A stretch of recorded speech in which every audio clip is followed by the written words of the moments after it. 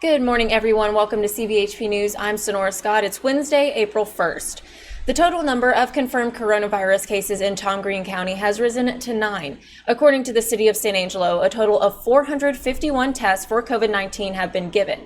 209 are pending, 233 have come back negative, and there are again 9 positive cases. The city says the 7th case is a preteen female. She and those in her household with her have been self-isolating since March 24th. The 8th case is a man in his 50s from out of town who is here for work purposes, and he's currently hospitalized in San Angelo. The 9th case is a man in his 70s, and he is also currently hospitalized in San Angelo. The city will have a meeting at 2 p.m. today, and the public is invited to watch via their YouTube channel. Some organizations have stepped up to raise funds and support those other groups who need it most. Our Amanda Lozano has more details.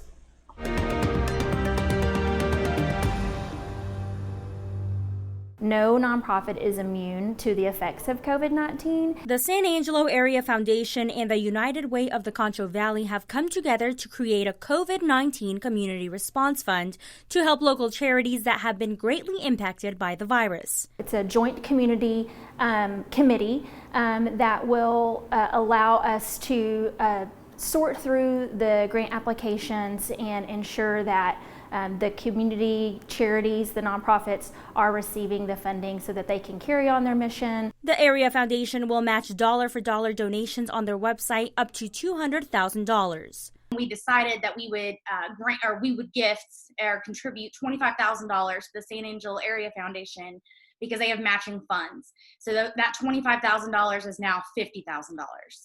Any nonprofit in the Concho Valley is able to apply for a grant through the San Angelo Area Foundation's website. We are not granting dollars to individuals because we want those agencies who provide direct service to be able to continue to serve those individuals, and because the needs are going to be growing every day.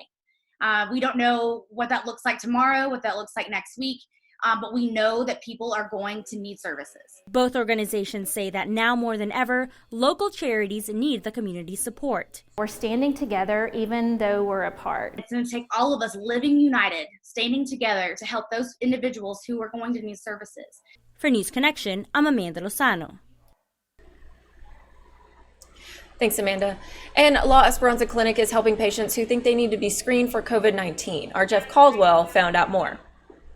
Hundreds in San Angelo and Tom Green County have been tested for coronavirus. La Esperanza Clinic is one place where people are going for that testing. The clinic is taking special precautions to ensure the health and safety of everyone who visits. What we have is a 3-question screening prior to entering the building. If someone meets all 3 of those questions, then we make sure that we put them into a room that is specific for them and making sure that they're not exposing anyone else. In order to adhere to the citywide request for social distancing, Dietzli suggests patients call for an appointment before coming by.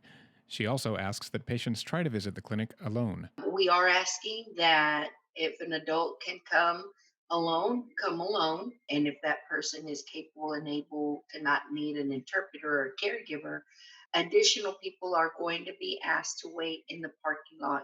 While La Esperanza Clinic is the smallest of the healthcare systems in town, Dietzli says anyone who needs screening will be taken care of. We have a fabulous medical director that works very closely with the other 2 health systems in town, and so if for some reason we didn't have the testing, we're not going to sit on that. We're going to work with our other health systems in town and make sure that people get the screening that they need.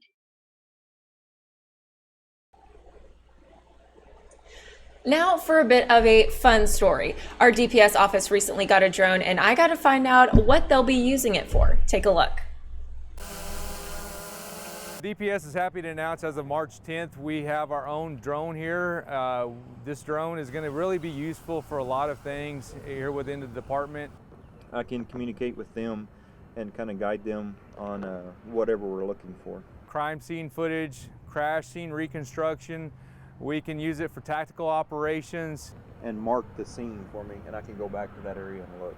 Even with hazmat spills, if there was a scene Now we can talk about officer safety, where we can put that drone up in the air and it can fly over there, get those important numbers off of a hazmat vehicle that knows whether or not we need to get over there. And so there's a lot of useful things that this drone can be used for here locally. Getting this flight plan set up real quick. We're not here to try to impose on people's privacies. When these things are up in the air, we've already got a route we plan for this drone to fly. Any footage that's going to be obtained is going to be recorded and maintained on records. And any of that footage that we get, whether it's the intended footage or non-intended footage, it has to be reported back to the governor's office. That's mandated under Government Code 423, that we're going to make sure that nothing's being picked up that shouldn't be. These aren't your typical type of drones that you can go buy at Best Buy, where you just get 2 hours worth of reading some instructions and get to go fly. These individuals that operate these drones have gone through extensive training. They're going to be reporting with the FAA. 7, return time 2. With any aircraft, just like a regular airplane or helicopter, these drones and the operators are going to be communicating with the towers, with other aircrafts, and again, regulating their flight time through the FAA. Now let's check in with Jay Martin, who's got a look at the weather. Hey, Jay. Well, today is going to be even warmer. We're actually seeing temperatures that are going to be getting to 79 for a lot of us.